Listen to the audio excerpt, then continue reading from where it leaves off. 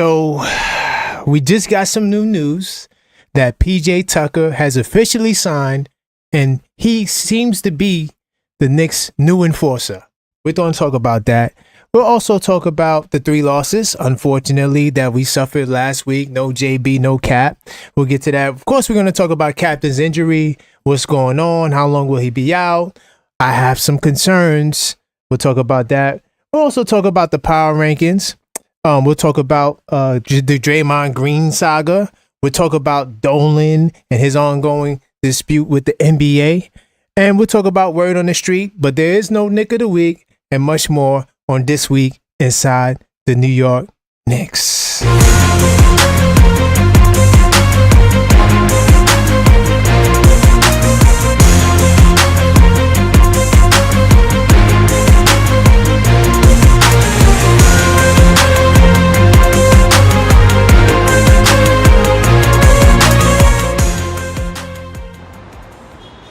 Welcome, family, to This Week Inside the New York Knicks. I am your host, the objective Knicks fan, straight out of Kings County, New York City's finest, and you know the vibes, y'all.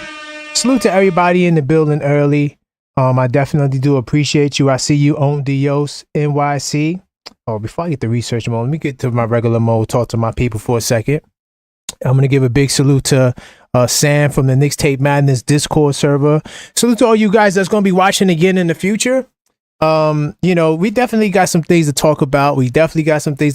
So hopefully you guys who are watching live, at least, you guys are feeling the new time that we're going to be rocking with as I leave studio mode.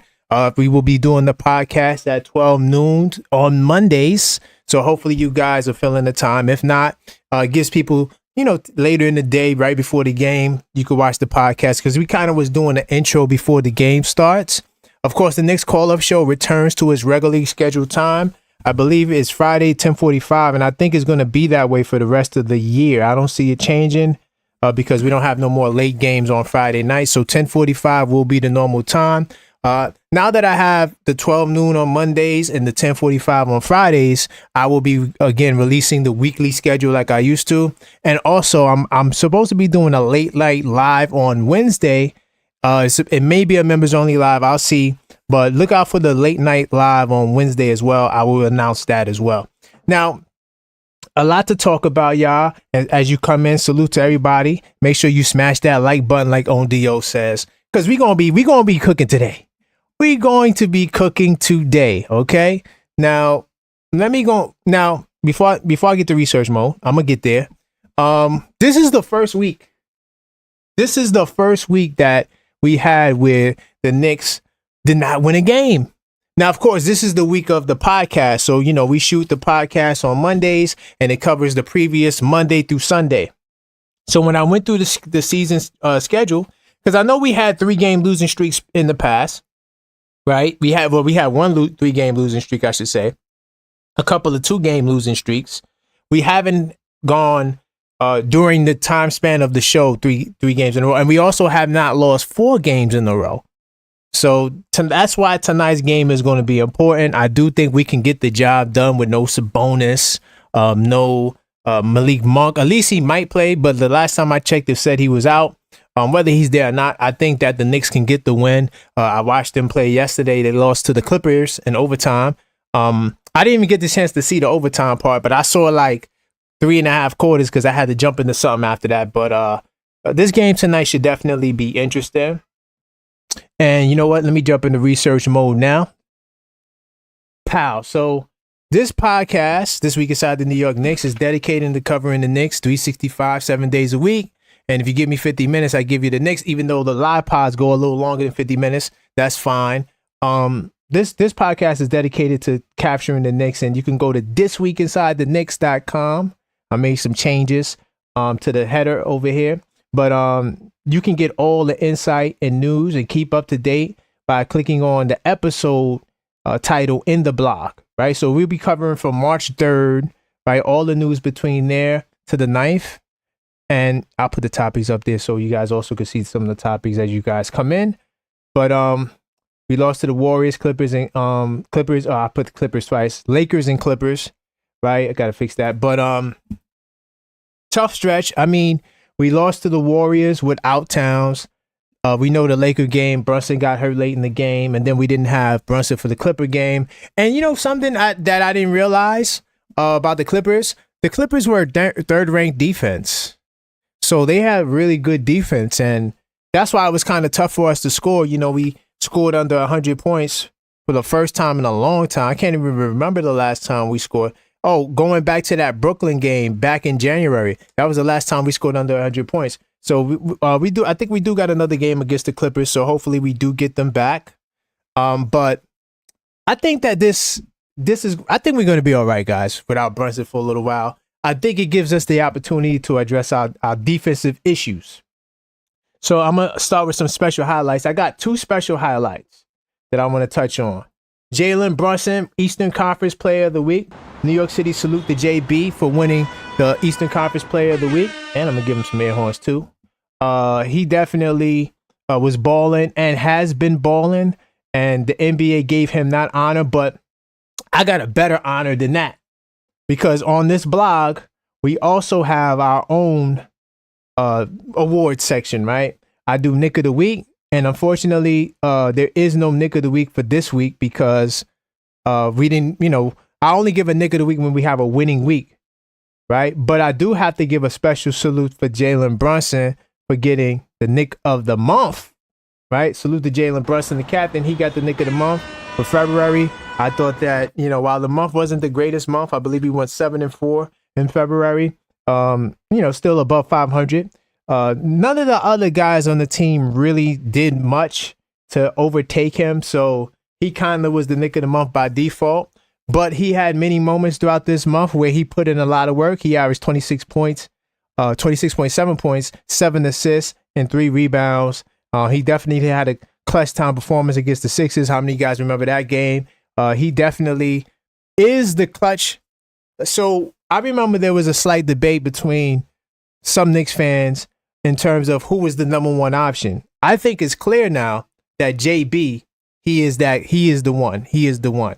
So I got to give a big time salute, New York City salute to JB for winning the Nick of the Month. You can check out this article if you want to learn more on thisweekinsidethenix.com. I'm going to head back to episode 19. Wow, we're on episode 19. It's crazy. It's crazy how time flies.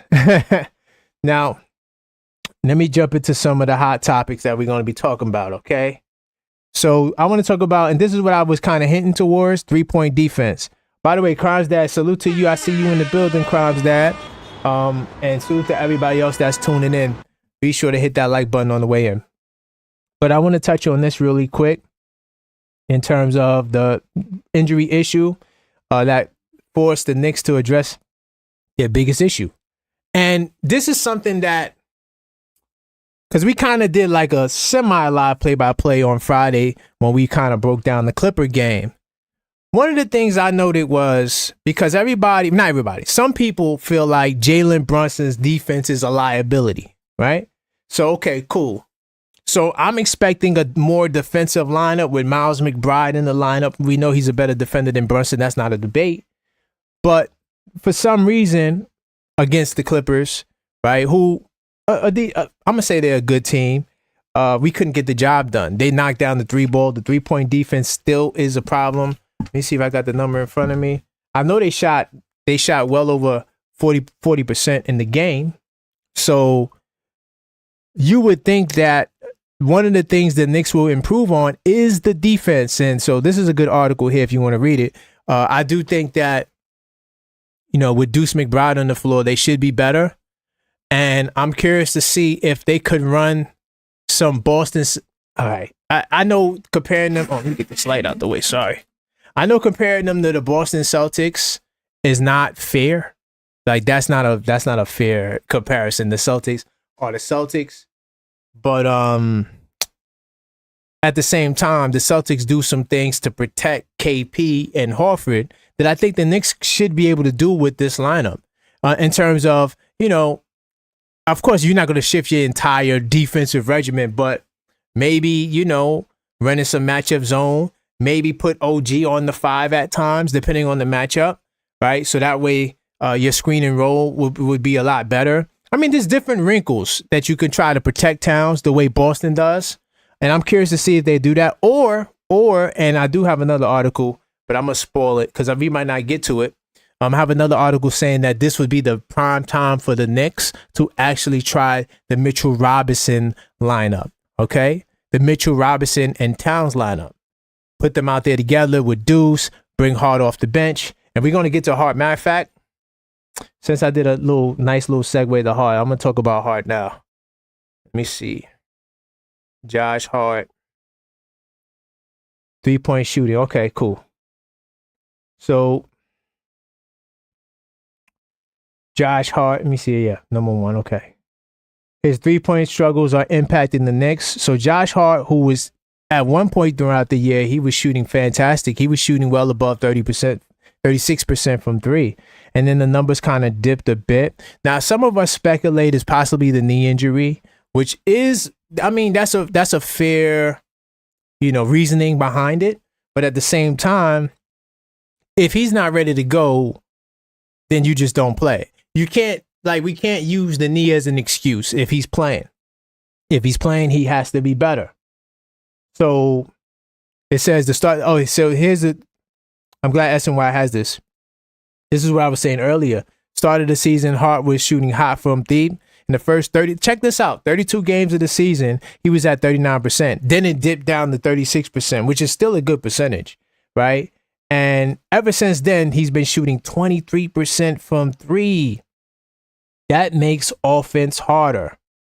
Now, I'm not saying that Josh Hart is the only reason why this team is struggling from the 3-ball, but I'm going to say that him not hitting the 3-ball and his reluctancy to hit the 3-ball at times makes the Knicks a lot easier to defend. So now I know I've been saying this all year. Josh Hart has been the reasoning behind the number 2 offensive rating, which I think now is like number 4, number 5.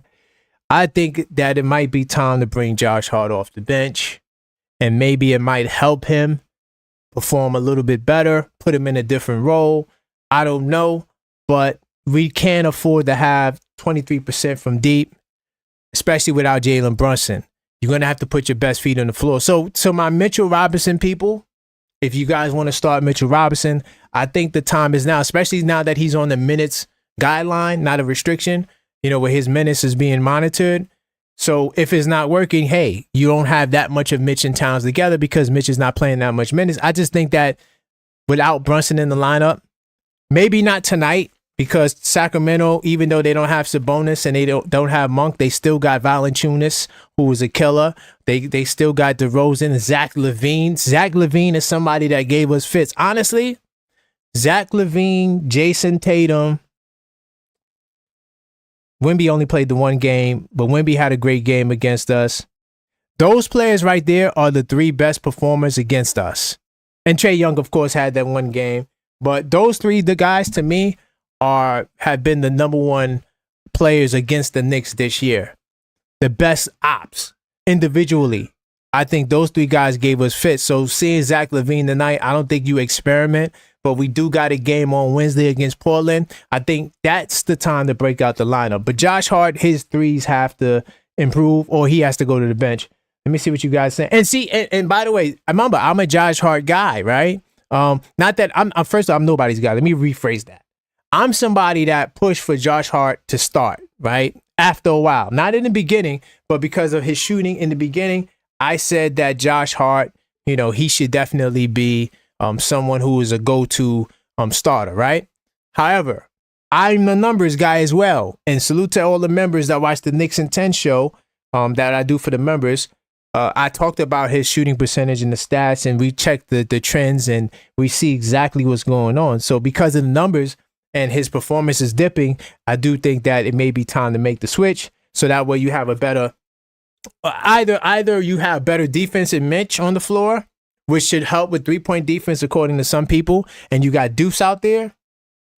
Or you can go with, maybe another guard option. I mean, the only other guard option would be Shaman, but I doubt they'll do that. But either way, I think now is the time to at least try the Mitchell Robinson lineup. Let me see what Crime Stat is saying. Bench Towns for a few weeks, let him rest his knee. He can't be on the floor when Mitchell's on the floor. Crime Stat, you're saying a lot of what I feel. I honestly believe in what you're saying. I think that, the Mitch and Towns lineup offensively, I don't think is going to work. I don't think it's going to work, but I could be wrong. But and all I'm saying is two Crimes that this is the time to do it. But you saying start Mitch? Okay, hold on. Also, don't play Hart and Brunson together. Let Hart run the offense when Brunson isn't on the floor. Only reason why I'm agreeing with you that with having Hart run the offense when Brunson's not there is because his shooting. If he was shooting better, I would disagree with that. So you do think Mitch and Towns can work? Okay. Right. Clarify. As far as Vaughn, my man Sam from the Knicks Tape Madness Discourse server, he says, taking charges, not playing defense. First off, Sam, I'm not on the Jalen Brunson as a defensive liability. I'm just quoting. A lot of people feel that Jalen Brunson is a defensive liability. So I'm not the one that's saying that, though, for the record. All right? Just don't come for me. I think Brunson, he gives effort on defense, right? I think that you have guys that don't give effort on defense and guys that can't play defense, or guys that's not as good as others defensively, right? But no, Jalen Brunson puts the work in. But yeah, now is the time to try the lineup. That's all I'm saying. If you're going to try the lineup, it's better to do it without Brunson there now. And the fact that you've been losing, you lost 3 games in a row, it's time for an adjustment. Because clearly the lineup we've been playing hasn't been working. Let me move forward. So I talked about Josh Hart. Let me see what else I want to talk about. A lot of hot topics this week. I know I'm not going to have the time to talk about all of them. But I do want to talk about Mikal Bridges. Mikal Bridges, is he being scapegoat? And by the way, hold on, let me just make sure I'm on point. So yeah, I referenced the 3 losses. I don't think I'm going to review the 3 losses in terms of topics, because we already talked about it on the Knicks call-up show.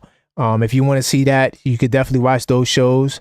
I'm going to get to Brunson's injury. Okay, cool. Yeah, we doing good. And by the way, if you just joined, the flagship topic is we're going to be talking about PJ and Tucker. Is he the enforcer that the Knicks is missing? Or not even just that, because that is a good question. But the better question is, I want to talk about the one thing that I don't think fans is actually considering. So we're going to get to that in a second as well. But I got a couple of topics I want to touch on before then. I want to talk about Mikal Bridges now. Mikal Bridges, right? He's a very interesting character here. Oh, no, I don't want to play the video. Hold on. I got another article. I think it's down here. Which number is it? Mikal Bridges. Okay. Let me scroll down. Okay, right here. Bam. All right.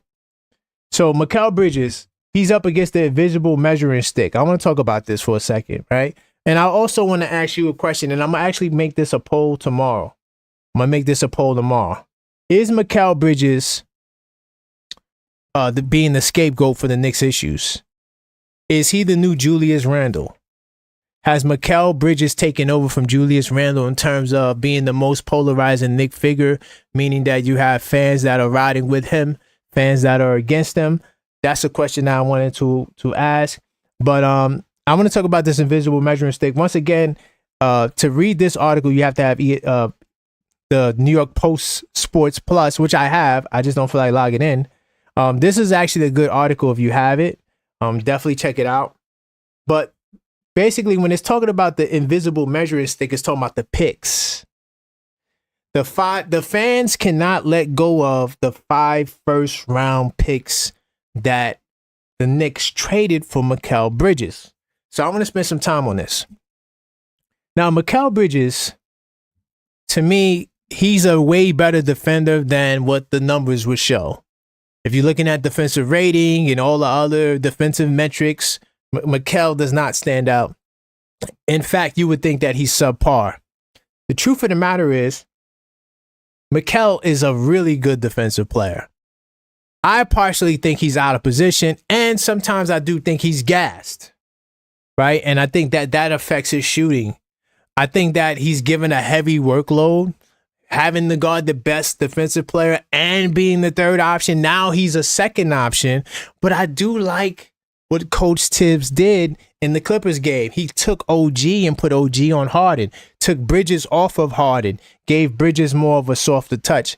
I like that a little bit. Sometimes it was Kawhi. It wasn't like kind of mixing and matching the defense, and it wasn't all on Bridges to guard Harden. I like that. And I'm thinking like now that Deuce is in the lineup, because Deuce can take on a lot of the tough touches at the point guard position. You don't have to put the pressure on Mikal. So I think Tibbs is going to do more of that going forward without Brunson there. And I think Mikal's offense should benefit from that.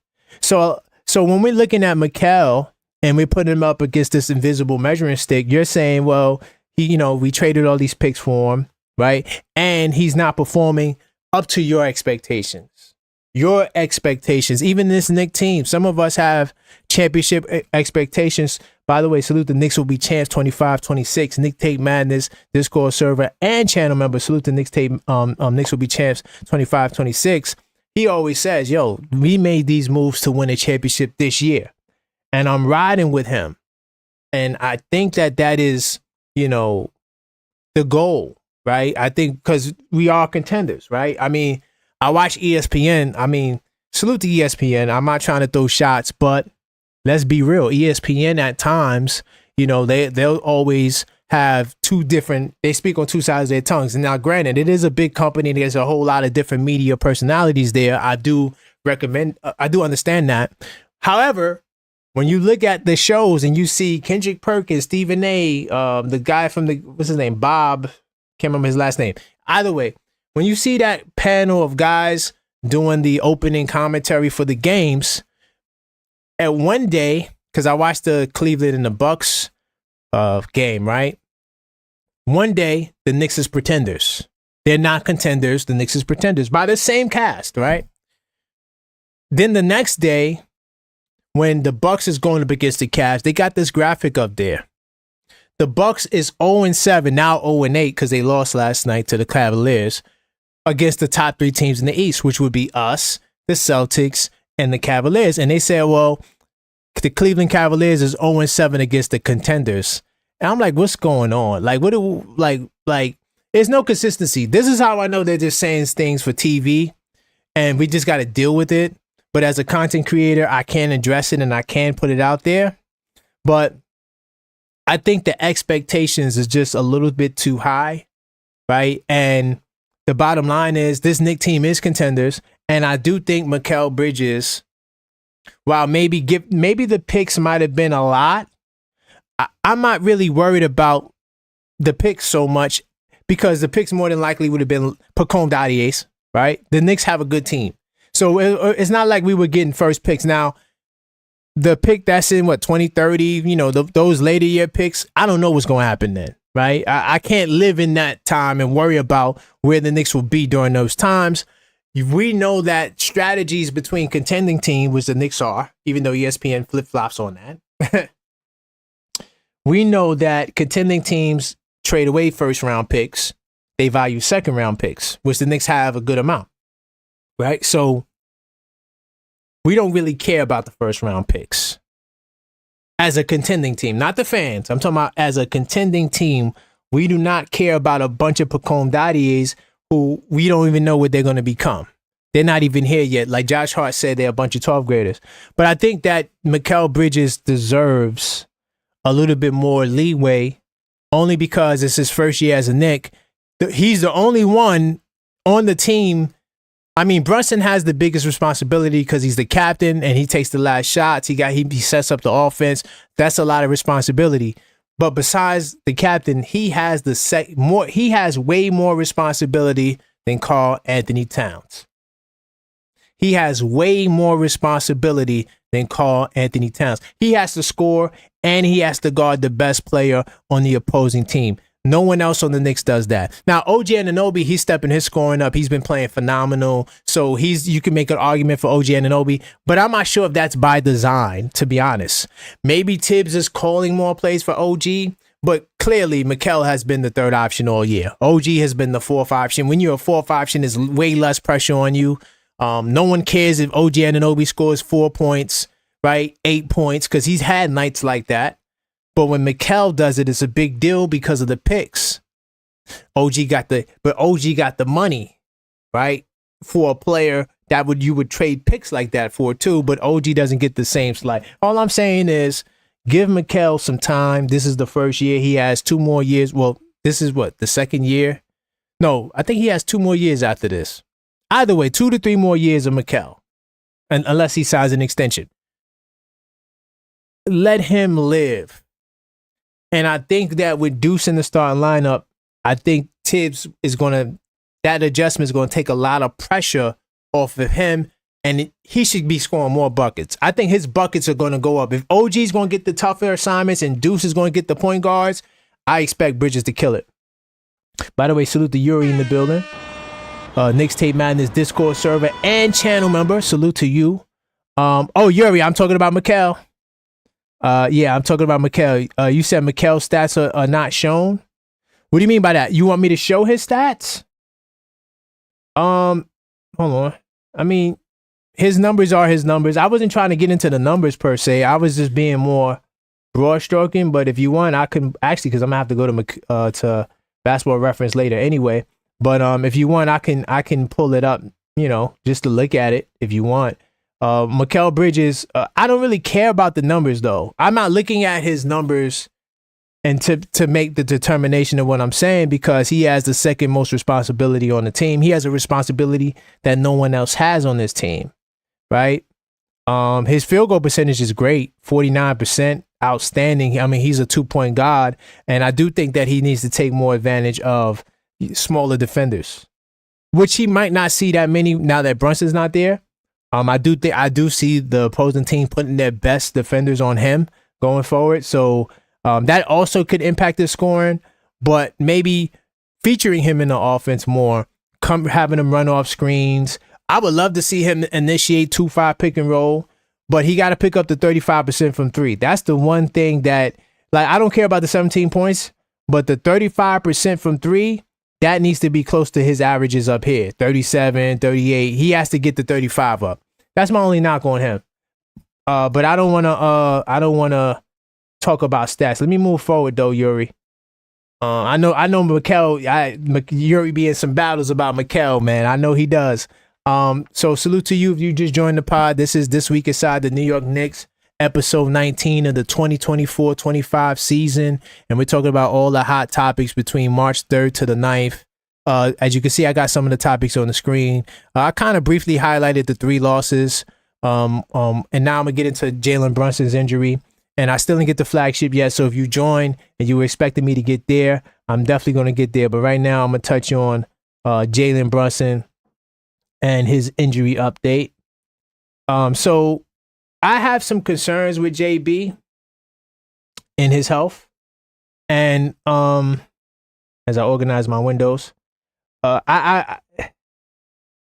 anytime that I'm at a point right now because of Mitchell Robinson, and not even just Mitchell Robinson, because of Precious Achiuwa as well, I have no confidence in estimated injury timelines. I have no confidence in it. So I'm gonna show you what I'm talking about. I'm gonna show you exactly what I'm talking about. So let me go to which one I want to click. I got so many articles. let me talk about, let me pull this one up. Daily Knicks. Salute the Daily Knicks, right? So the timeline that's being proposed, right, by Shams, he's a New York star point guard. I got it right. Let me highlight it so you can see exactly what I'm reading.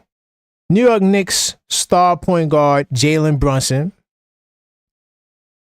is expected to miss at least 2 weeks after spraining his right ankle late in Thursday night's overtime loss to the Los Angeles Lakers. I have no confidence in the 2 weeks. And honestly, guys, as I grow, as the days go on and I'm doing more reading, I feel as less optimistic about these 2 weeks. Now, you guys know I do the injury stuff too. So I'm going to take you to an article by Harvard Health. Now, here's my problem with the whole injury reporting and when we talk about timelines, right? Which they don't really tell you the severity of the sprain.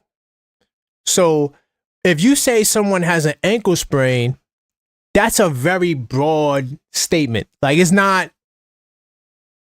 detailed. Because you have 3 different grades of ankle sprains. And salute to everybody who's been rocking with me. Salute to all y'all. New York City, salute to y'all who've been rocking with me back in the Randall days. I think the Randall days was the first time I was doing like injury investigation, right? And I might talk about the shoulder. I'm talking about like 2 years ago when we was going up against Miami and Randall had the ankle issue. That's what I'm talking about. Right? And so we talked about sprains. There's 3 different grades. You never get the grade. You never get the grade of what type of sprain these guys have. Because when you know the grade, that tells you the real timeline. And let me show you something that's murky, right? So we know it's not grade 3, right? Because grade 3 is like, I think you get surgery with grade 3, right? This is very severe. This is a full tear rupture. That's different. He don't got that. Okay. Now you have grade 2 and grade 1. So grade 2 is a partial tear. I'm going to go back to the article here. Do you see anywhere where they're talking about tears? Hold on. Let me see. Because I got a bunch of articles here. Let me see. Let me click S and Y. Let me see. Let's see if they're talking about tears. Look. We got x-rays is negative. See that? X-rays is negative. That's all they're giving you. They're not giving you his full health report. Let me see. Any more updates? No, I don't got no more updates. I had a post article. I don't know where it went.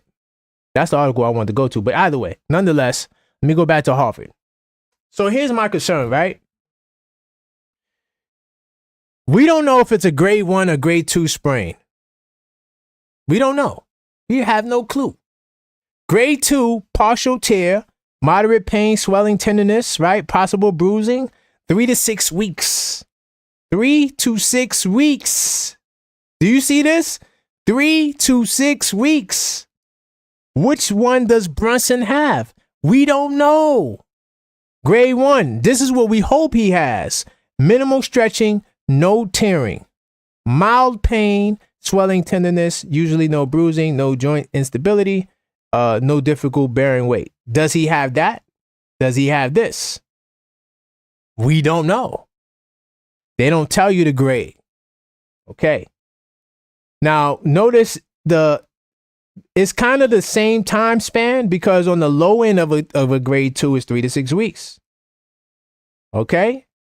On the high end of a grade 1 is 1 to 3 weeks. So if we get the 3 weeks with no Brunson, right? No timeline to return, it's safe to assume he has a grade 2. And they're trying to spare your heart. Okay. And we've seen this with, the shoulder with Randall last year. How many of you guys remember the shoulder with Randall last year? We've seen this with OG Anunoby last year. We've seen Mitchell Robinson. They said he was going to be back in December. This brother played the last day in February. So I'm concerned about Brunson, y'all. I'm concerned. I'm concerned that he may be out longer within this range than this range. Hope I'm wrong. I mean, I'm not even saying anything to make a prediction. I'm not making no predictions. I'm just letting you guys know they ain't tell us which grade it was. Because if they tell me it's a grade 2, I'm thinking like 5-6 weeks. Even if though it's capped, I'm still giving them 5-6 weeks, which is major. That's a major loss because now 5-6 weeks I think takes you into the playoffs, right? When was the Laker game? The Laker game was March 6th. So 5-6 weeks.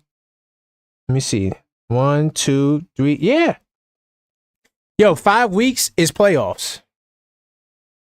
I don't know, y'all. I don't know, guys. What are you guys thinking in the chat? Let me see. Oh, Yuri says Mikal's underrated. You see, Mikal's underrated. I disagree, Yuri. I don't think Mikal's underrated. Coming into the season, I think Mikal was what? He was like top 10 small forward on a couple of different polls. He was also listed amongst the better defensive players too.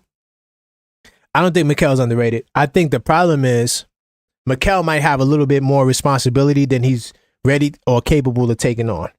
I hope I'm wrong about that, but we'll see. With the lineup adjustments, it could help.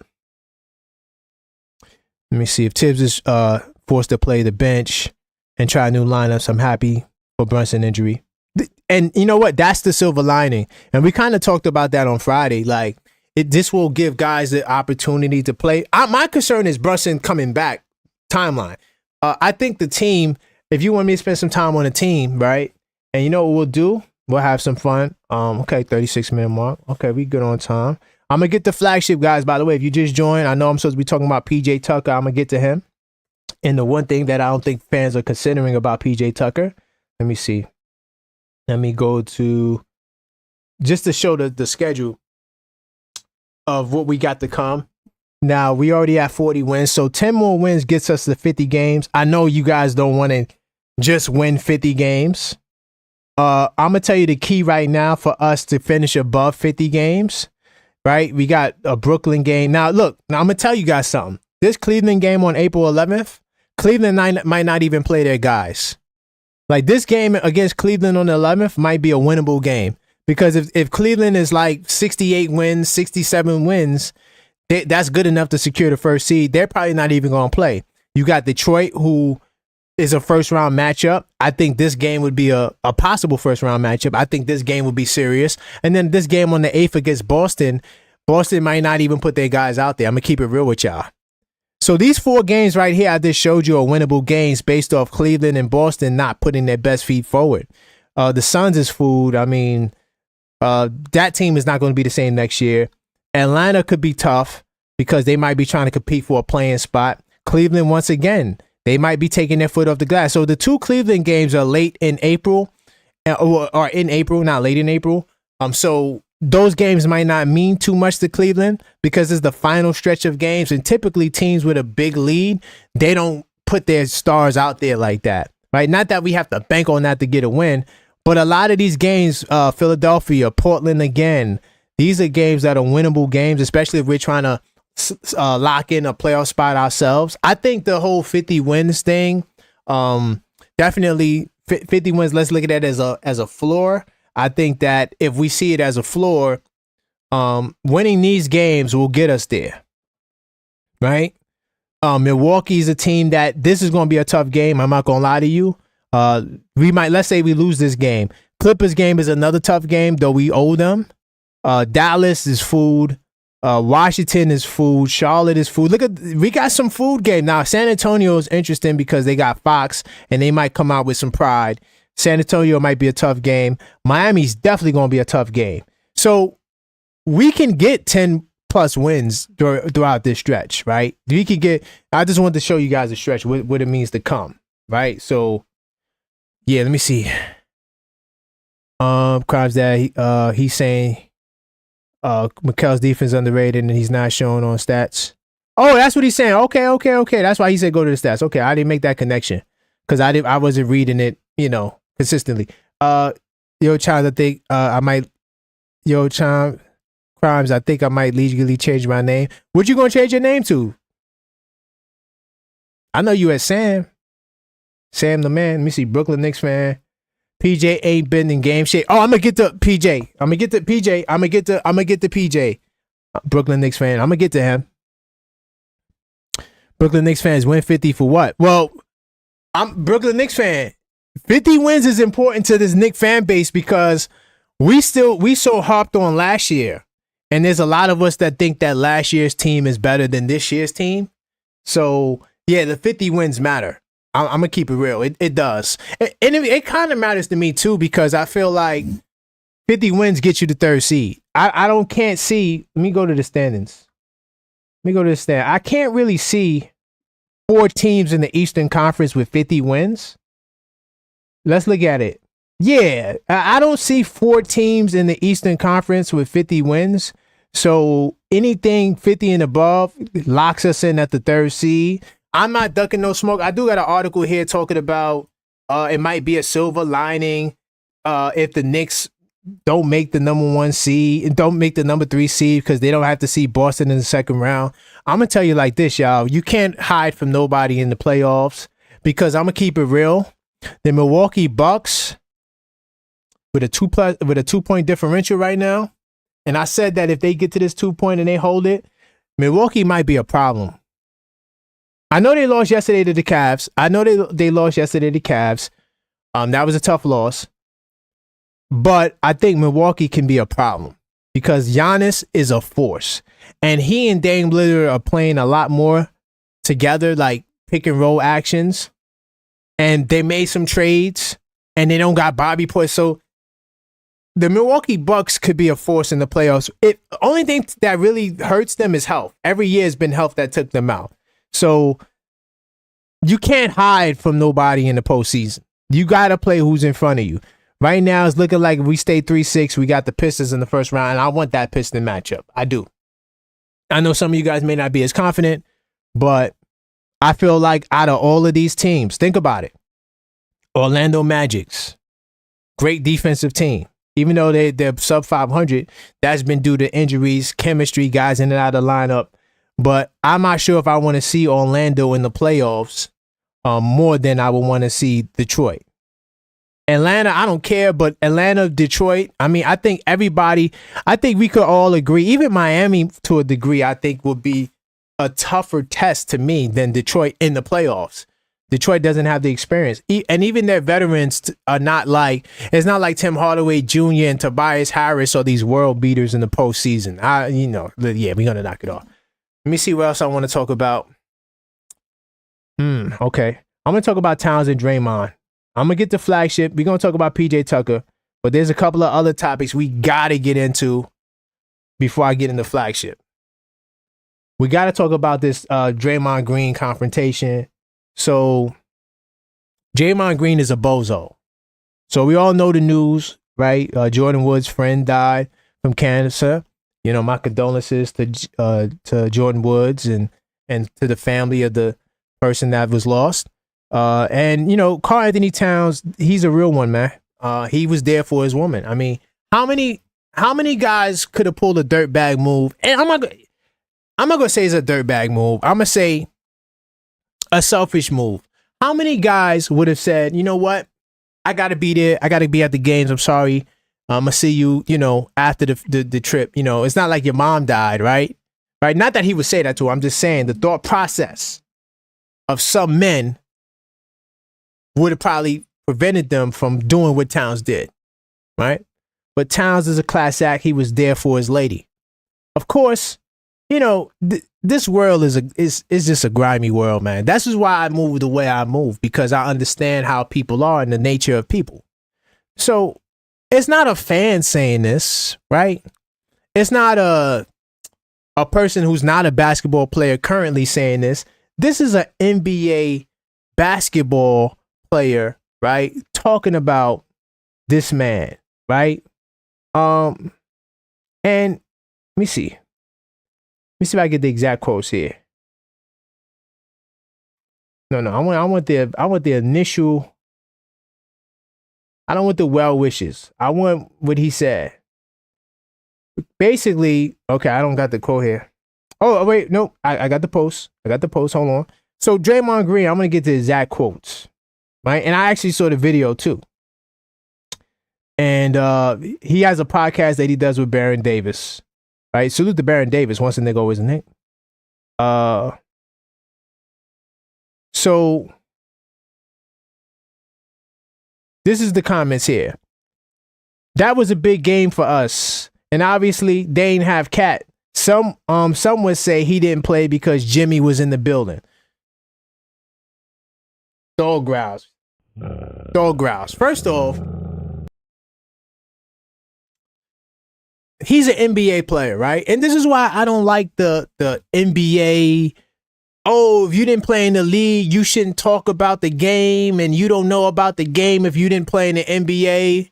And yes, I do agree that the NBA players have certain level of knowledge that people that didn't play in the league don't have. Facts, right? They know the game of basketball. You do not know the game of basketball more than a pro. I would never debate Draymond Green and on basketball plays and strategy. I would never have that debate. But I will say this. When it comes to talking about this New York Knicks, he does not know more about the New York Knicks than me. There's no way. Because he's playing for there's no way he could. He plays for the Warriors. You're an active player. You're not a podcaster 100%. And even if he was a podcaster 100%, if you're not covering the Knicks, there's no way you could know more than someone who actually reads every single piece of Knick news, right? Who actually watches every single game damn near twice, right? There's no way you can say you know more than that person, whether he plays or not. But for him to make this statement, even if he's doing it, because sometimes we talk trash, right? I didn't get that from this. I got this as some like pure disdain and hate, right? This is not just trash talk, right? This is like, you think the man is soft. And salute to my man, Big Dog Talk Sports. He was on the Knicks Call Up show on Friday, and he was saying how, well, Cat is soft because he let Rudy Gobert get choked out. I'm like, first off, this is the NBA. This ain't the streets, right? So it's not like we on the street and, you know, I'm not going to sacrifice millions of dollars for my actions if I put hands on another man, so to speak.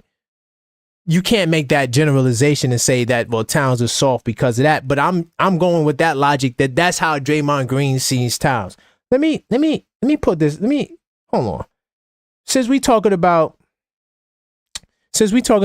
Jimmy Butler, right? So Jimmy Butler just became a Warrior not too long ago. He wasn't a Warrior the whole entire time, right? I'm going to pull up this Heat game when Jimmy was there, right? And this is what I'm talking about. These guys don't watch basketball outside of the TNT games. So if the game is on League Pass, they're not watching League Pass. Do you know how many times there's a game on TNT? There's a game on ESPN? And I say, screw that game. I'm watching the League Pass game because the League Pass game to me is either more intriguing or we got a matchup with against the team and I'm doing my homework on the opposing team, right? So he don't realize because he don't watch Knick basketball, right? And I don't think this game was on TNT or nothing like that. And even if it was on TNT, and actually I could tell you because I keep my notes on me. You guys know I'm ready to talk my Knick talk. I just pulling out stats and notes. I got everything in front of me, right? So this game was an MSG game. It was a League Pass game. So he wouldn't have even known about this game. The first game of the season, not only did Cat show up, right? Show up to the game, he balled out. 44 points, 13 rebounds, 17 to 25 shooting, 4 or 5 from three-point land. Jimmy Butler, 15 points. This is the great Jimmy who played 37 minutes. He got crushed, 15 points. This is Jimmy. This is his numbers. He did shoot a efficient 6 of 9 from the field, but that's Jimmy. This is Bam, who's playing really well right now. 11 points. He dog walked Bam and Jimmy Butler. And there was a play in this game where Jimmy had the assignment of guarding Towns. Did Towns cower and back away and pass the ball? No, he took it to his chest, and I think he got an and one. Can't remember if it was an and one, but I think it was an and one. Some of you Knick guys going to remember that because we Knick fans and we know better. So Draymond Green, you don't know what the hell you talking about. He didn't play because the dude he dropped 44 on early in the year was there. I dropped 44 on you and won, and I think it was in Miami, right? Was it? Yep, and it was in Miami. So I went to your house, probably took my girl out. after the game and enjoy Miami Beach, South Beach, right? And I dropped 44 and 13 on you. Why would I wait until, let's get the dates right, March 4th to say, oh, wait, Jimmy's there, I'm not going to play? Man, knock it off, yo. And if it was trash talking, it's a poor attempt at trash talking if you ask me. But here's the thing that I know some of you Knick fans and definitely the Knick haters and the Towns haters are, y'all going to go wild with it. Y'all going to run wild with it, right? And this is what Karl-Anthony Towns chose to respond with, right? Let me see if I got the post. Hopefully I ain't got to log in. If I do, I got another quote. Okay, cool. So here's what Towns decided to say, right? In terms of his Draymond Green's ducking claims, like he's going to be ducking another man. Okay, I got to log in. I'm not logging in. So hold on, no problems. I got another article. When one fails, you go to the other one. I got a hoop hype quote here, right? So this is what Towns' quote was.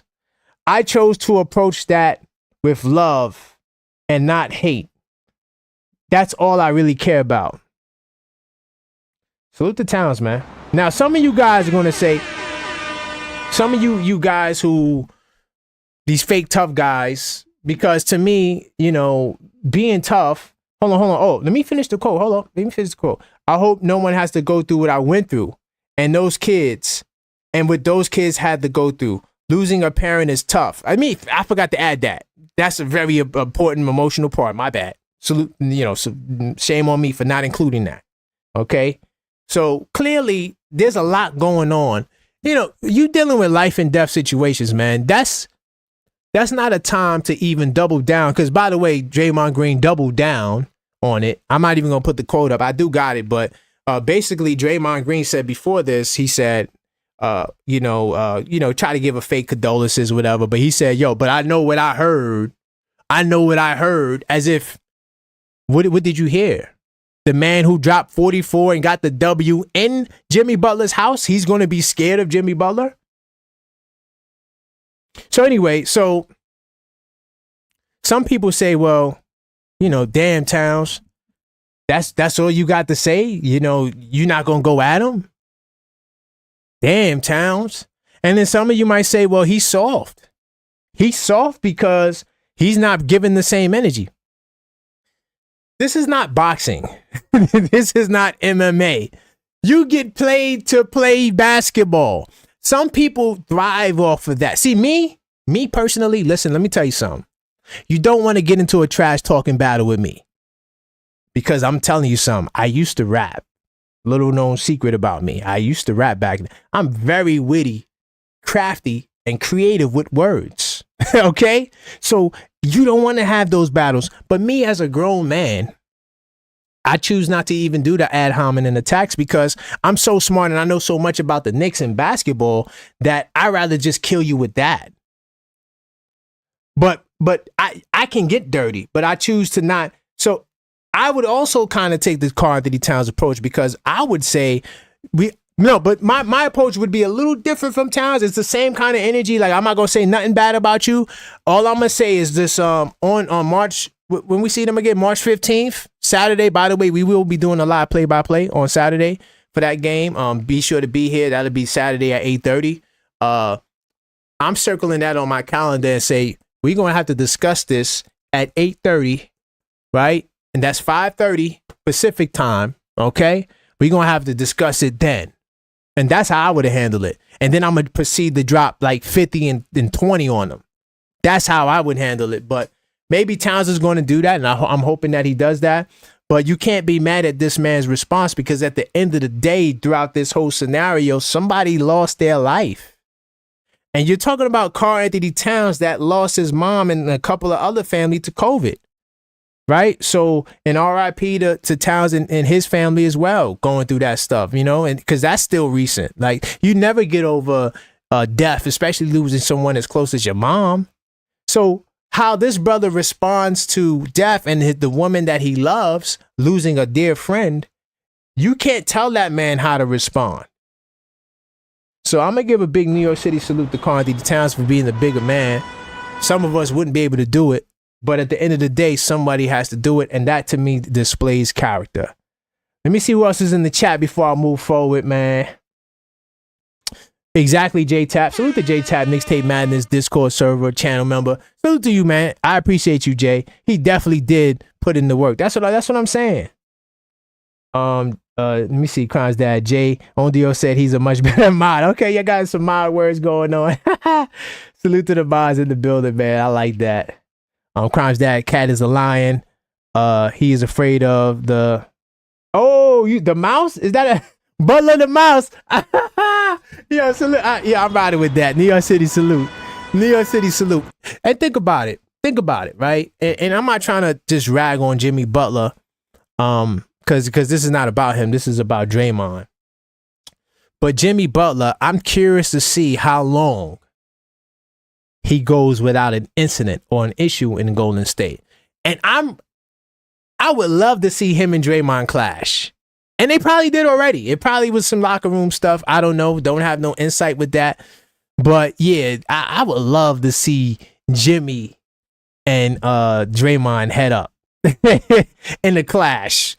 And I'm telling you right now, Jimmy's not a dude to play with.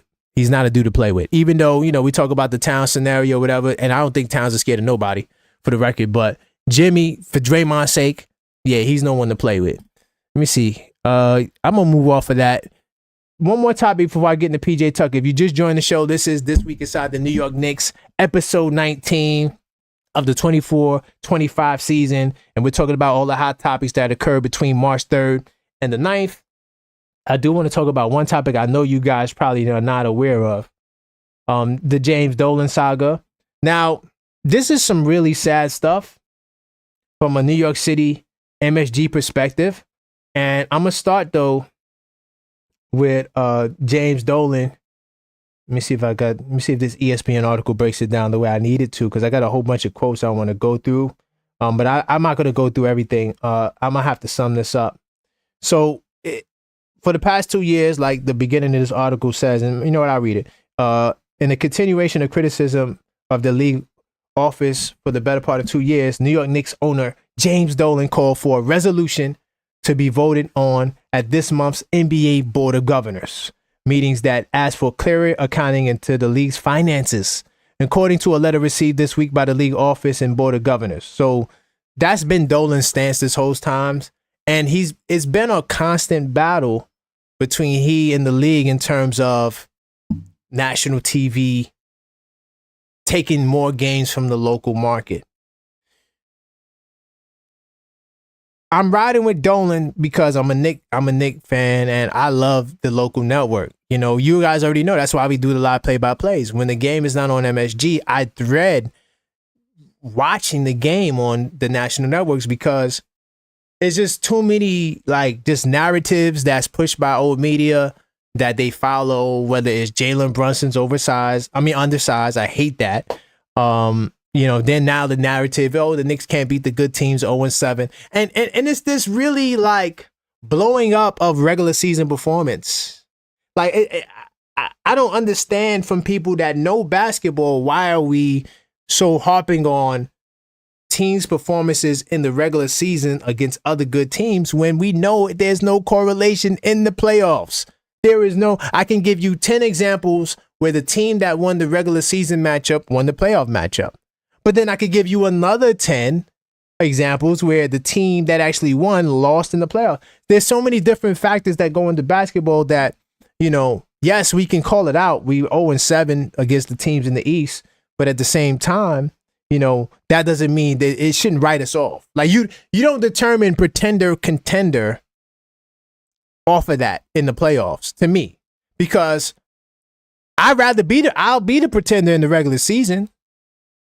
But then in the postseason, I take the contender because a lot of times that happens. Things happen in the regular season. There's a lot of factors to the game, injuries, people going through stuff that's not reported. It's a lot going on. And maybe a team just clicks at the right moment, at the right time. And now that team is a different team from the team that you saw. Because we'll probably win the next 3 games against Cleveland and Boston. And it's not going to matter because we're not going to get the credit anyway.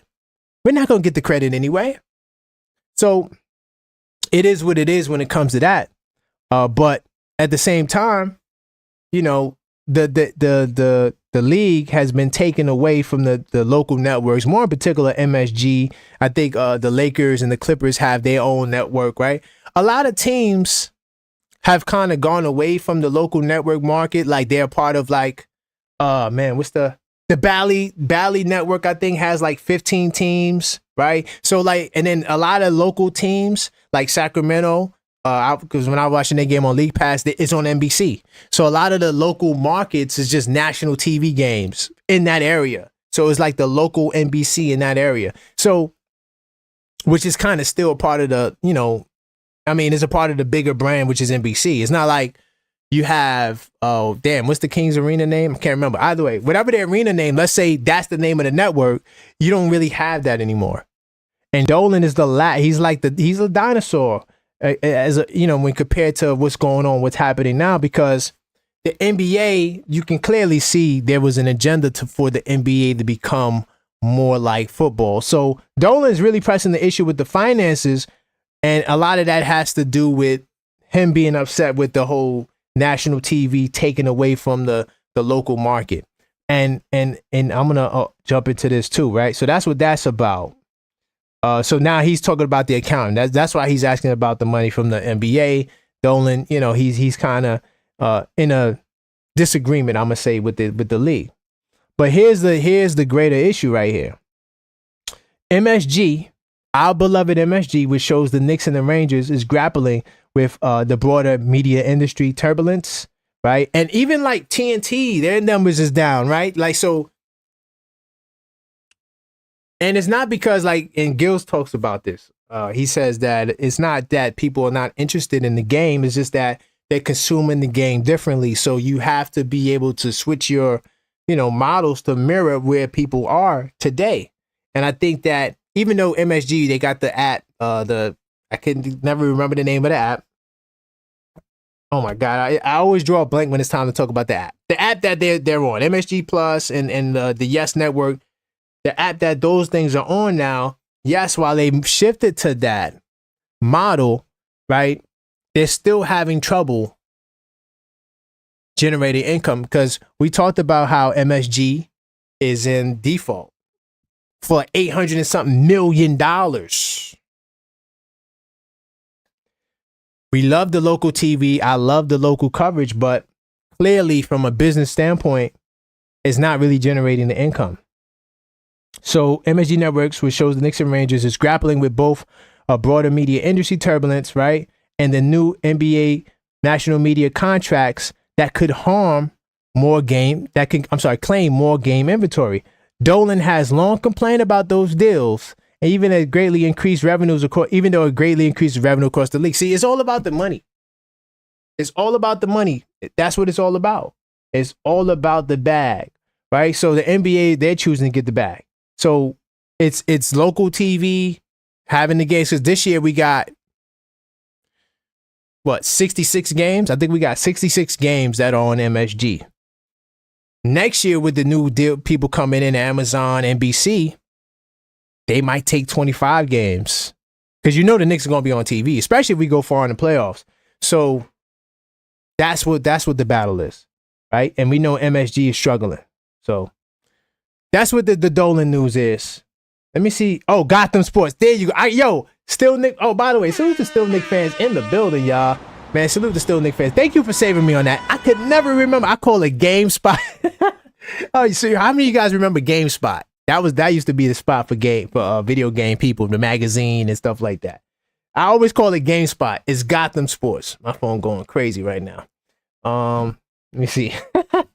The NBA wants that MSG naming rights. Every other team already did. Fact, yeah, exactly, J-Tab.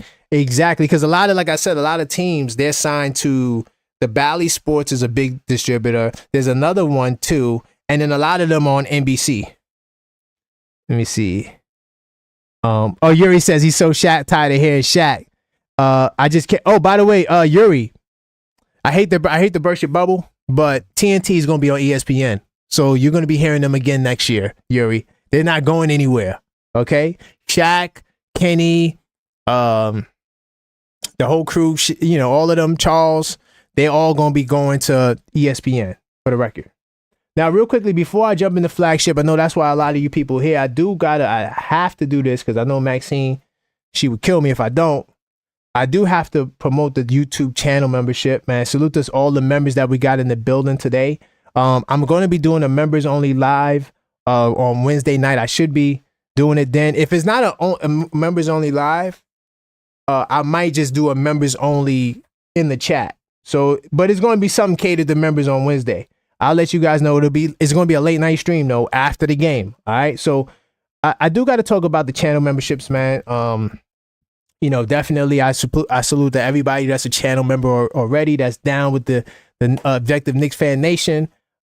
These memberships come with access to the Knicks Tape Madness Discord server that you guys always hear me talk about.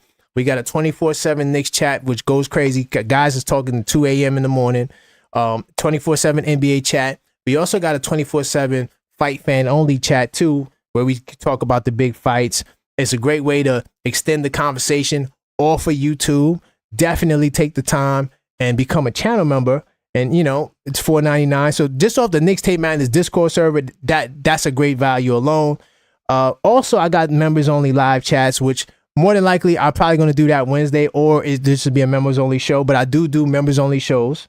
I also give priority replies to comments. So, you know, I do polls every day. I do, you know, all types of content. If you're a member, I see you put a comment up, whether it's in the chat, whether it's, you know, on a poll or whatever. I make sure I get to you guys' comments back. I do special videos and status update. I got this video series that I do called Unfiltered Thoughts, where I kind of like stuff that you really can't say on YouTube or stuff that may be a little edgy. I do a little 10-minute clip and I drop those all the time. Of course, you get more discount on the merch. And of course, all my members get shouted out. So definitely join the channel membership, man. I do appreciate that. And that's just the starter Knicks fan for $4.99. I'm not even going to get into the hardcore Knicks fan. If you want to check out the hardcore Knicks fan, you can. We got something there called the Parlay Builders, which I will be starting Sundays. I'm going to be doing the Parlay Builder show starting next Sunday. But either way, the starter Knicks fan, $4.99 a month. You can't go wrong with the starter Knicks fan. I just got to share that because Maxine will kill me. Oh, by the way, oh man, salute to, I'm doing the air horns. I don't care who don't like it. You know, somebody was like, oh, you do the air horns too much. It's going to hurt your audience. I'm like, dude, you're not even a subscriber to my channel, so I don't even care about what you got to say. If you're not a subscriber, you're not a member, I don't really care about your feedback, right? But salute to Crimes Dad. He actually got a package just now, man. I appreciate you, Crimes Dad, man. Welcome to the family. I'll put up a post letting him, Crimes Dad, and to all the new members that joined, letting you guys know what you guys can do to activate your membership. So, but salute to you, Crimes Dad. Welcome to the membership. I'm going to get you in the Discord server. It's fun. And to anybody else that wants to join, you know, feel free to hit that button and we'll get you in there. And Crimes Dad, be on the lookout. And to all the other new members, be on the lookout for that post directly after the show. Now I can cook. Now I can now that I got the Maxine stuff out the way, because she would have killed me if I didn't do it. I'm gonna jump into the flagship topic. So PJ Tucker, right? Now PJ Tucker is hold on. Give me 2 seconds.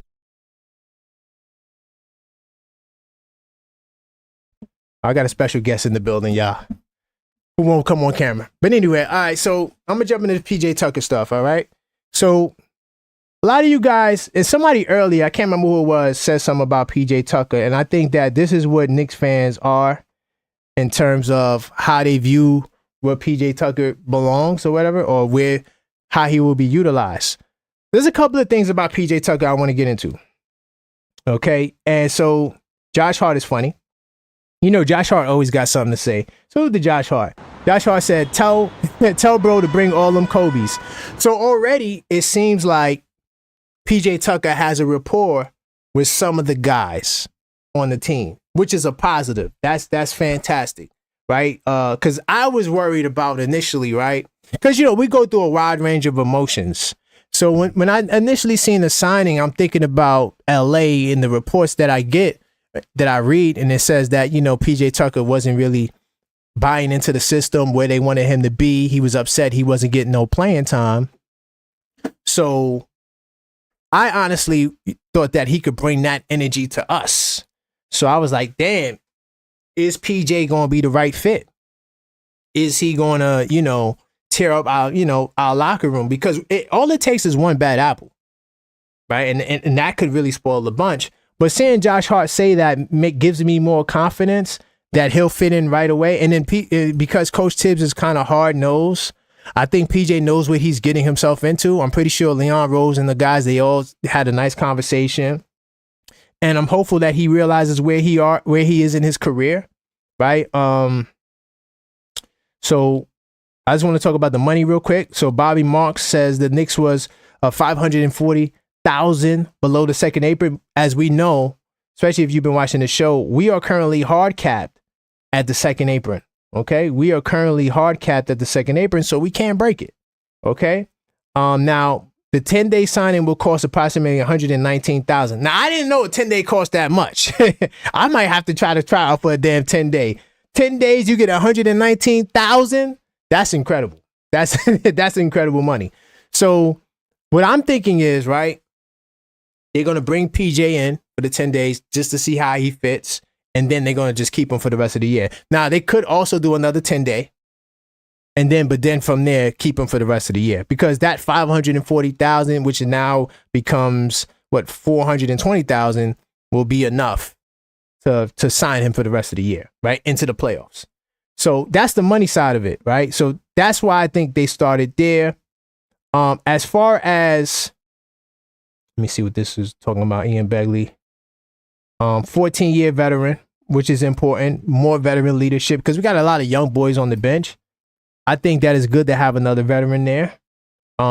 They see him as integral. And look at this. This is from Ian Begley. Salute to Ian Begley. He's an insider, right? So he knows for sure. He said, Knicks see PJ Tucker as an integral addition to a locker room that has younger veterans. See, that's the key thing. But no one with experience that Tucker brings. And he's a championship, right? And they wanted someone with an enforcer mentality, because a lot of people feel like the Knicks don't have an enforcer. I always disagree with that. I feel like we got enforcers. I just feel like the enforcers that we have don't look like traditional enforcers, or they just don't have the reputation that PJ has, right? And that's what this game is about. Is a lot of the times it's just reputation, right? It's your name. Right. And PJ definitely has an influence. He definitely has a voice. So they're hoping that that's what he's going to bring. Now, here's the my problem, right? My initial problem. So the club has a need at center, right? But Knicks people who targeted Tucker believe that the center position can be covered between Karl Anthony Towns, Mitchell Robinson, and Precious. I ain't gonna lie, y'all. I'm not gonna lie. I'm a little concerned about the 5 spot. A little. Because we know Towns, he's dealing with knees, right? His finger doesn't seem to be a problem no more. But we know the knee has been something that's been consistent, right? Mitchell Robinson, he looks strong. Of course, he's on the minutes guideline, not restriction. He's following it. Precious is just too small to be a 5.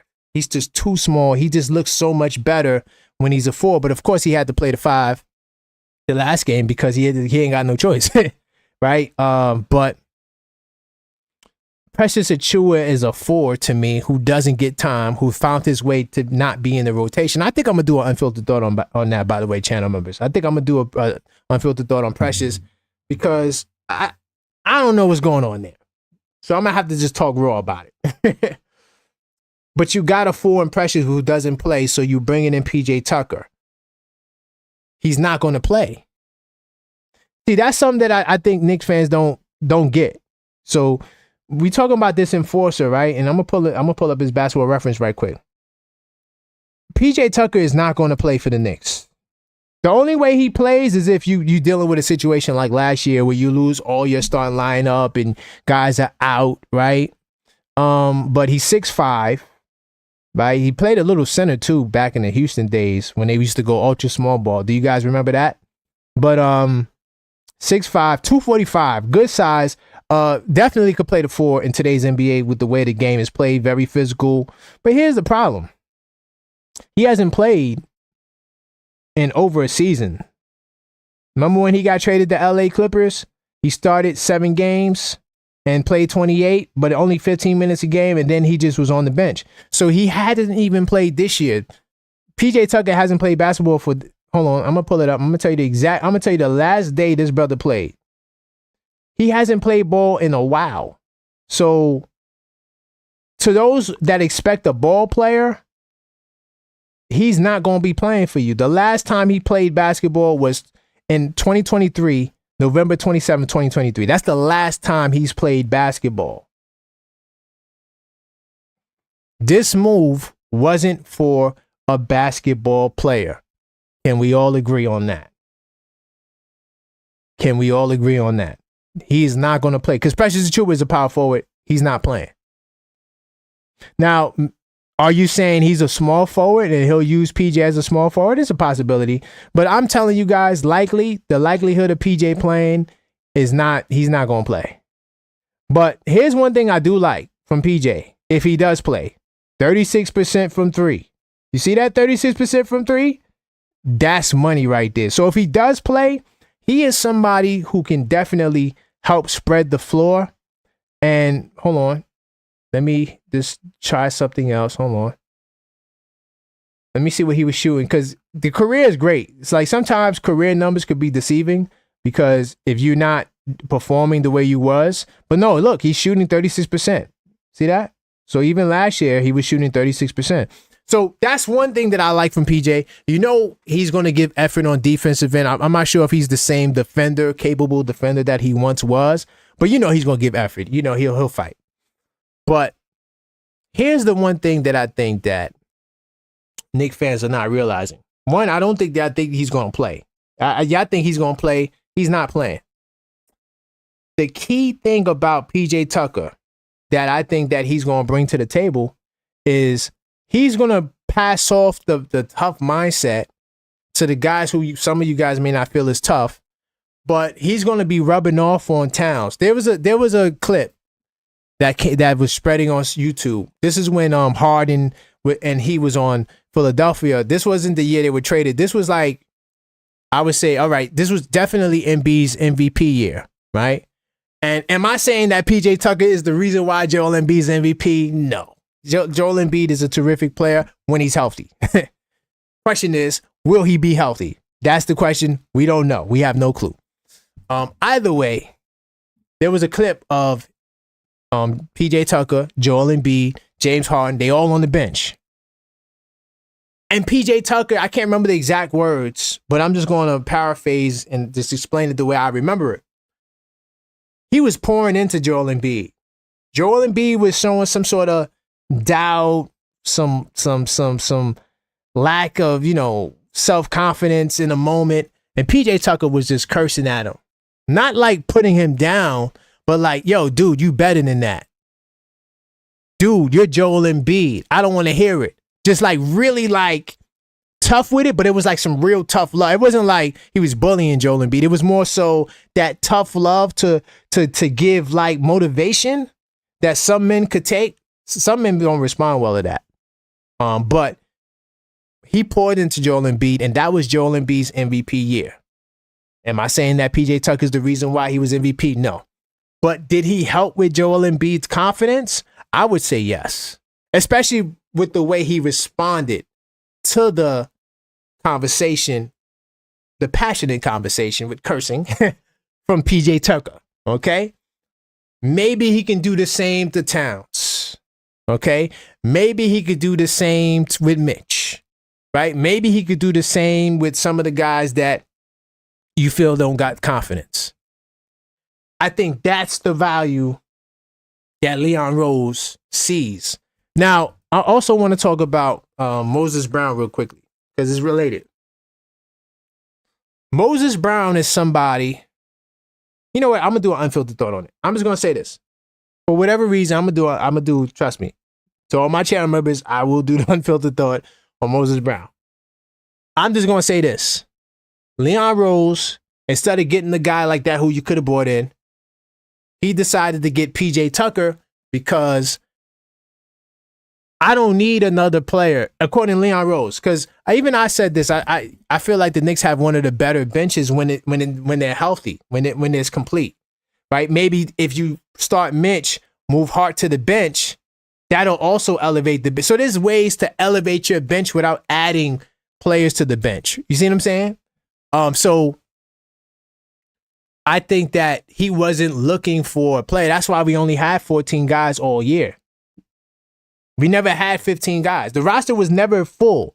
We had 3 two-ways, but we never had the 15th guy. And then there were certain parts of the year where we only had 12 guys and we had 13 guys. And of course, he had to add because you can't go a month without having at least 14 guys on your roster.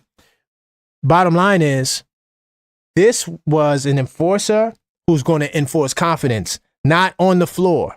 I don't expect to see him on the floor. Now, if he does make it to the floor and he's effective, good, that's good for him. But I think that whether he's on the floor or not, the one thing that people are not looking at is his impact, because that's what Ian Begley also said.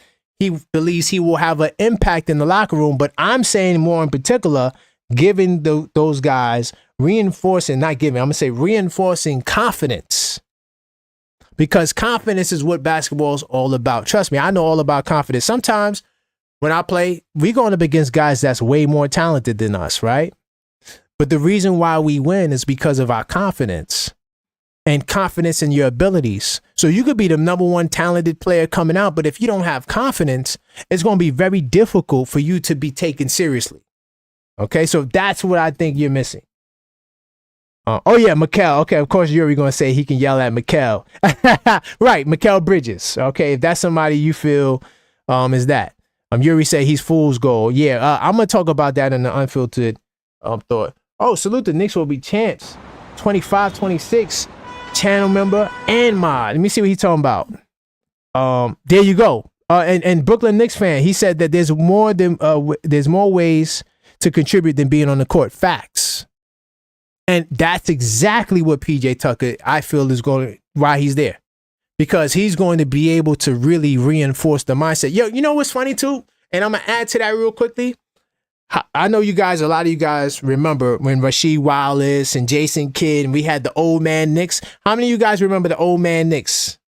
Right? Now, the thing about the old man Knick team, Rasheed Wallace, I can't even tell you how many games he played. I know he didn't play a lot of games. Jason Kidd was there for a lot of the season. But everybody got hurt at one point. Even Kurt Thomas was there. It was a team. It was the old man Knick team, okay? And with Melo and stuff like that. But here is what leadership is all about. I remember a report came out talking about Rasheed Wallace. And because he wasn't playing, he was his last days, health, age, combination of both. One of the things he did late in the season around this time, he went to the whiteboard and he wrote the number 50. And the number 50 was for 50 wins. That's where our goal is. Rasheed Wallace, the veteran who won a championship, who's been there, all-star, knows what it takes to win. You need guys like that on your bench. Now, am I saying put PJ Tucker's on Rasheed Wallace level, Hall of Fame, and stuff like that? No. What I am saying is that the mindset, though, like a Udonis Haslem. Think about Udonis Haslem in Miami. Didn't play. Wasn't playing them final days. Didn't play much on them teams that went to the finals. But a very instrumental figure in the locker room. So that's what Knicks will be champs is saying. That's what I'm saying. So yes, the enforcer mentality will be from the bench, not necessarily from the court. Yuri says, will PJ be on the bench in Sacramento? I don't see why not. Maybe not, but he'll definitely be on the bench for the Pelicans. But I don't see why he couldn't make it the bench tonight. Because when he signed, look, hold on, he signed yesterday, right? I think he officially signed yesterday. Hold on, let me see. Let me pull up this report again. This was on the 8th. Today's the 10th. Yeah, he'll be on the bench. Because there's more than enough time for him to clear whatever physical or whatever, the politics behind basketball. He'll be able to clear. Yeah, he should be on the bench tonight. He should, unless, there's some, extra thing they have to figure out, but more than likely he'll be on the bench. Let me see. PJ got to play first to have the effectiveness on the team. No, I disagree with that. I don't think he has to play. I think that PJ Tucker is a respected player in basketball circles. So his respect in basketball circles alone, if PJ is pulling you to the side, you're going to listen to him. I don't see a world where, you know, any, especially the younger players, but like even a Mikal Bridges, I don't see a world where PJ wants to talk to him and he's like, nah, get away from me. You know, I don't see that. I think that PJ will have an impact. Sign PJ to the coaching staff then. No. First off, okay, Brooklyn Knicks fan. Ride with me, Brooklyn Knicks fan. Let's ride with me. I know I get your perspective. Here's the thing that you need to understand. Okay, and you know what I'm gonna do? Here's the thing that you need to understand. If the Knicks would have signed Moses Brown, Brooklyn Knicks fan, tell me a player you want the Knicks to sign. And I don't know why this is always my default article. Every time I go to ESPN, it pulls up this Mitchell stuff. That's weird. Anyway, Brooklyn Knicks fan, tell me a player that you want the Knicks to sign. Let's do that. But I'm gonna do this while I wait for you to respond with the player that you want the Knicks to get. Here's what you guys need to understand about Coach Tibbs. Coach Tibbs has his depth chart. He is not changing the depth chart. No player they sign was cracking this rotation. No player they would have signed is going to crack this rotation. Okay? This is the rotation that Coach Tibbs is going with. Jalen Brunson's out. I know Campaign is second here, but it's really Deuce. Right? So you put Deuce where Jalen Brunson is. You got Campaign, Shamet, Hart, Precious. That's the 9-man rotation. He is not changing this unless you get injuries. Now, if we get more injuries, yes, I can see PJ Tucker playing. But if the team stays whole the way it is, PJ Tucker, there is no room for him to get time because when Jalen Brunson gets back, Precious Achiuwa is not even in the lineup. Do you see that? Precious Achiuwa is third string. He's not even in the main lineup when Brunson's there. So you think that they add PJ Tucker is going to jump everybody and just be in the rotation? No. Brooklyn Knicks fan says we need a legit backup point guard. So what is Campaign and what is Deuce? What are they? They're not legit backups? And also, what point guard were you going to get right now? We're talking about on the free agent market. By the way, salute to HRM, great. Salute to you, my brother. Knicks Tape Madness Discord server in the house. HRM the great. Good to see you. Let me see. Brooklyn Knicks fans, hell no. Hell no what? Knicks will be champs 25-26. Knicks' biggest problem isn't talent. It's mental. Knicks will be, man, this is why Knicks will be champs. This is why you are mod. Like, if you see any mods on my channel, they know basketball. Knicks will be champs 25-26. The biggest problem isn't talent. It's mental. This team needs mental toughness and leadership. Cat is currently the best player on the team, but he lacks the mental pedigree to lead. Salute the Knicks will be chance for that. I'm not going to say he lacks the mental pedigree. I think that Towns is more like Randall, where it's like they lead by example types. You got different types of leaders. You got leaders that lead by example, and then you got vocal leaders like Jalen Brunson, right? So PJ Tucker brings another vocal leader, someone that's going to talk and be instrumental and give messages because he's a champion, and he's also a good defensive player. So this team is struggling with defense. PJ Tucker can help with that mindset of players, and we'll see what happens. It's only a 10-day. If it's mental, then it's the coaching staff's at fault. I disagree, Brooklyn Knicks fans. I think that is part of the process. You know, all right, you guys, and I'm not just talking about you, Brooklyn Knicks fan, but here's the key thing that you guys got to understand. When you look at all the top teams in the league, right? The Knicks, the Celtics, the Cavs, and if you want to add the West, the OKCs, right? Lakers is new. Denver Nuggets. All these teams besides the Lakers, they all got, they all teams that have been established. They're not brand new, except the Lakers. The Lakers is brand new because they just got Luka. But we'll see if the Lakers stay in the top. We'll see how well they hold up.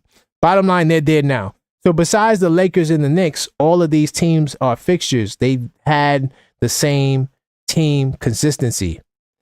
For us to be the only team in the East that's brand new in the top of the East, that's hella impressive. Think about where Cleveland was last year. Cleveland, they won 47 games. It was a 4th seed, and now they're a 1st seed. After 2 years, well, technically 2 years, even though they made some changes to small forwards and they brought Strus in, he was kind of a new addition. Bottom line is, even if you want to just give them a year, it took them a year to get to 54-10. Right now, we're 40-23. More than likely, I still think we finish around the 50 game mark. If we're a 3rd seed going into the playoffs, coming out next year, why we couldn't be like Cleveland next year? It takes time to develop. That's all. Oh, by the way, salute to FS Wisdom in the house, man. Let me see. FS Wisdom says that kind of works for the argument that moving off of Devo so quickly was a mistake. I don't know about that. Because let's just keep it real. Let's address the elephant in the room. Is Mikal Bridges a better player than Donte DiVincenzo? I say yes. I think Mikal is a better player than Donte DiVincenzo. I still feel like Mikal is an upgrade. What has Donte done in Minnesota for you to feel like trading Devo was a mistake? He started in Minnesota. He's coming off the bench in Minnesota. Who's having a better season, Donte DiVincenzo or Mikal Bridges? And Yuri said it, your expectations are too high. Expectations are too high. Okay, hold on. SF Wyndham says he broke records in the first year here and we moved away from. He has potential, but he's not. Okay. All right. But breaking records, I mean, it's a 3-point record. You know, I mean, I'm not trying to take away from Donte. He had a great year, but his 14 points a game.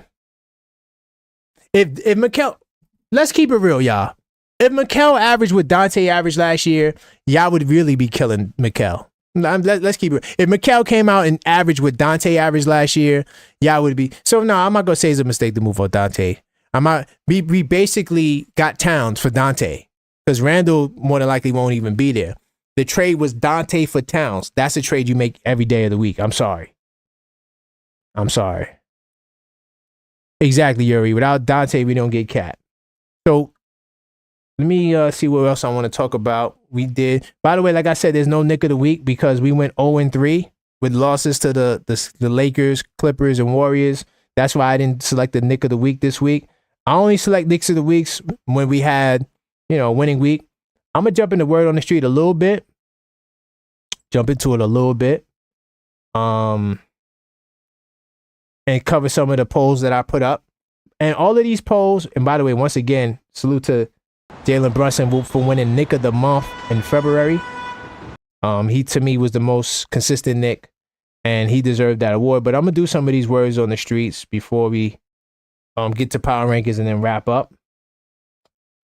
So, given that the Knicks are on a challenging 5-game West Coast road trip, how well do you expect the team to perform? Well, of course, this was before Brunson got hurt.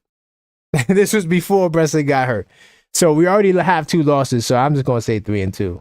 Actually, most Knicks fans actually say 3-2. Now, I wonder how many of these 147 votes we got occurred took place after the news. But I think 3-2 is fair. And then some of you guys, 29% say under 500. There's a great chance we finish under 2,500 because that Golden State game, I'm not going to lie, is going to be very tough. Very tough. By the way, Knicks call-up show will be returning on Friday. I'll drop a schedule sometime this week, letting you guys know exactly what the schedule is going to be. And also Wednesday night, late night Wednesday night, we're going to do, right after the game probably, we're going to do a members-only live. Let me do a couple of more without capping the lineup for several weeks. Notice how I put several weeks. I'm wrong for that. But without capping the lineup for several weeks, are the Knicks at risk of losing the third seed? You got 79 votes.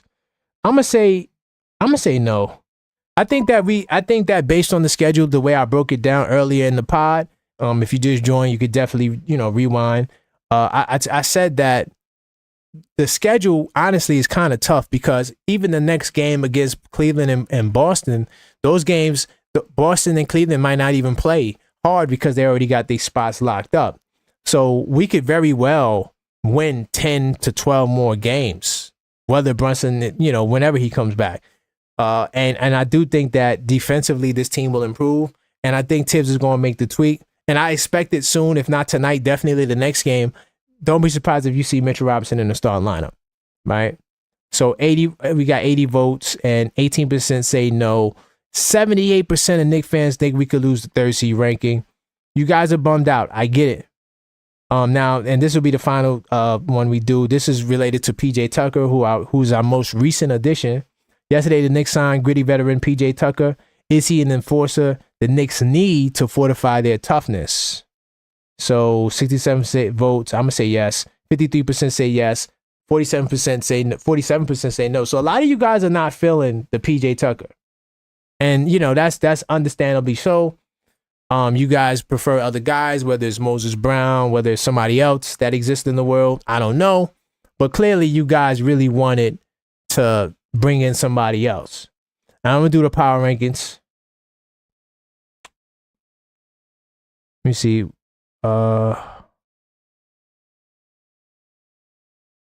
Moses Brown. Who said Moses Brown is better than Mikal?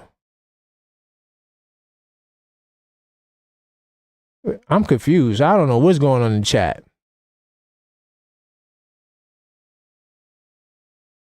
Knicks will be chance at 17 points per game. Career average is a bust.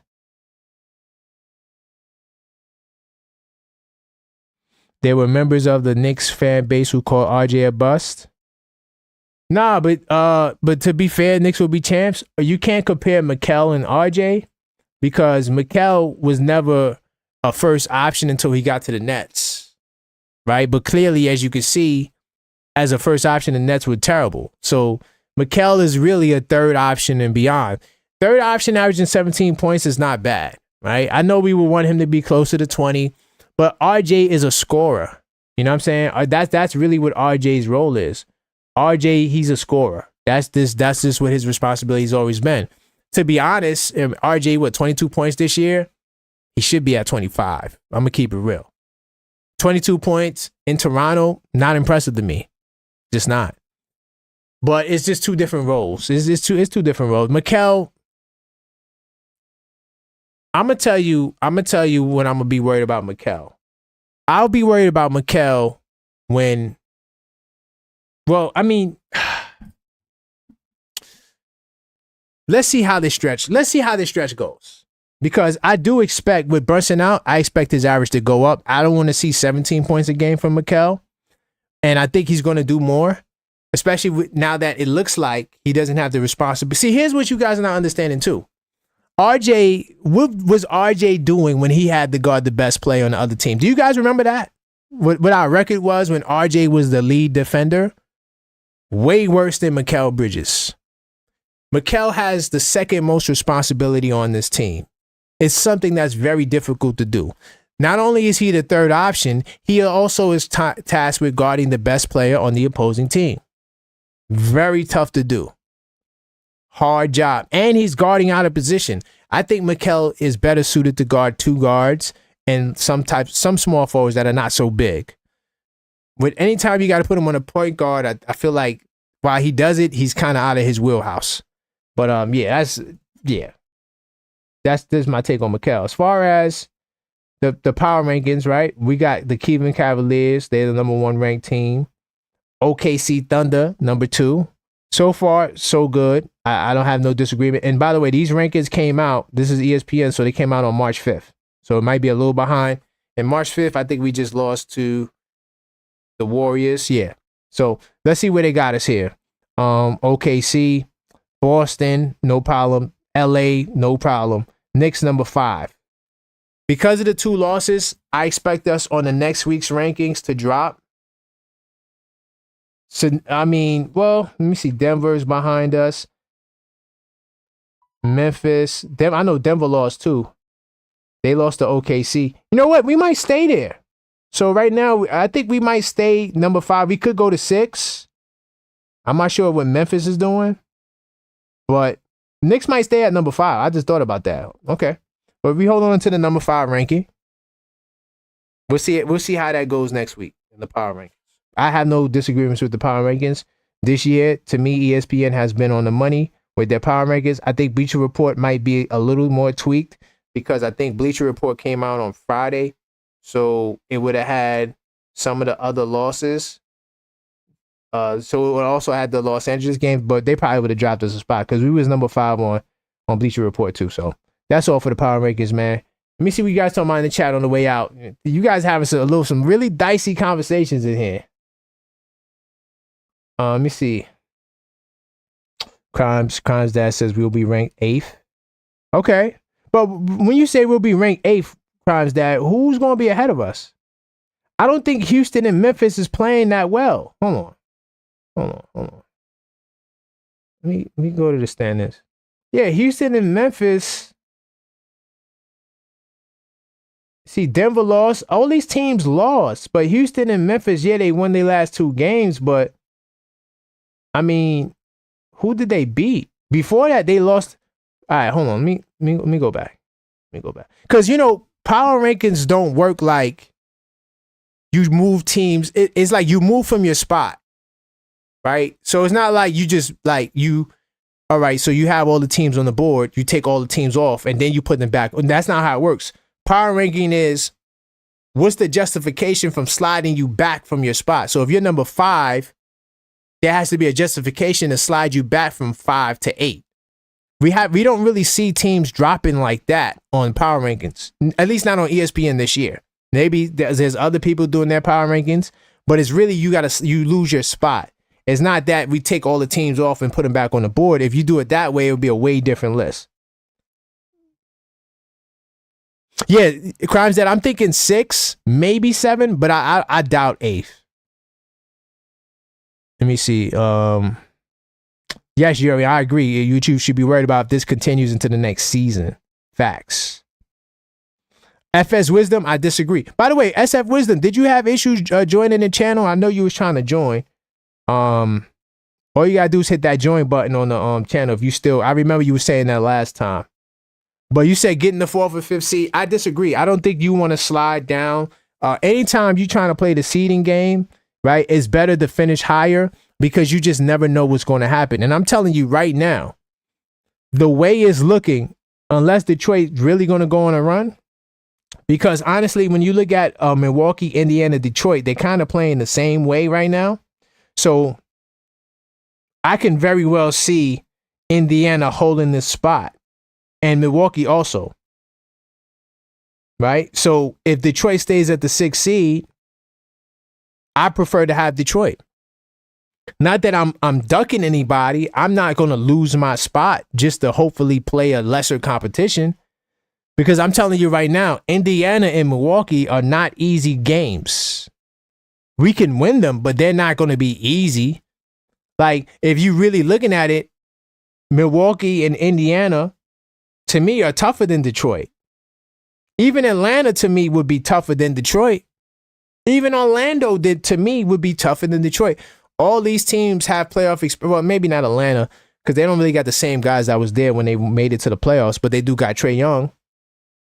But Detroit is they babies, man. They baby face. Their star player is a baby. So let me see any final comments before I wrap up. Brooklyn Knicks fans, Dolan not paying Mikal and not pay Randall. And quickly, that bum Mikal is done. Why is he a bum, though? Y'all gotta stop. You said Crimes that Tobias Harris makes them better than the Bucks in Indiana? No, my friend. I'm telling you right now. On Milwaukee, you got to deal with Dame and Giannis. That is not in the playoff series. No offense to Cade, I want to see Cade over Giannis and Dame, especially now that they started figuring out how to play with each other somewhat. I mean, they still kind of don't, but you starting to see a little bit more screen and roll action, 2-man action from them. I don't know about that. Tobias Harris, he's talented. Yes, he's a veteran, but man, Beeman boy, I'm riding with you that to a degree. We're not using Mikal right. I kind of agree with that. Oh, you saying, well, man, but Crime's dad. And this is what I'm saying, right? Regular season has no implications, nor is there any direct correlation to postseason. How you do in the regular season has nothing to do with the playoffs. I can give you 10 examples of a team that won in the regular season, right? But they lost in the playoffs. I can give you 10 examples of teams that won in the regular season and won in the playoffs. There's no direct correlation. What I'm looking at in the postseason, former champions, all NBA players, MVP candidate players, any team that has those guys, that's going to be a tough assignment. And in Indiana, I mean, Indiana, what makes them dangerous to me is that out of nowhere they can explode offensively. And they are a better, to me, defensive team than the way the numbers might look at it. Like, they got guys that what I call go-to one-on-one defenders. A lot of teams don't got that. They don't got go-to, okay, down the stretch. You say what you want about Bridges, but we know down the stretch, he's the go-to defender because look how many key blocks he got down the stretch. That's clutch, but that's stuff that's not going to show in the stat sheet. Vaughn says, Tobias is done. Dolan not paying Mikal $100 million. Why not? Knicks is good for money. Jalen's going to be out to the playoffs. Great chance. But that's all for the pod, man. I salute you guys for rocking with me, man. It seems like you guys like this time. This will be the new time. Mondays at noon. Look out for the members only show, late night show on Wednesday.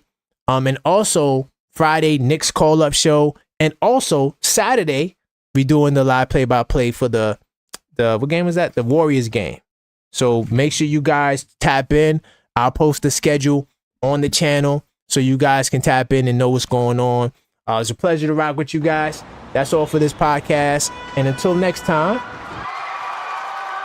let's go Knicks.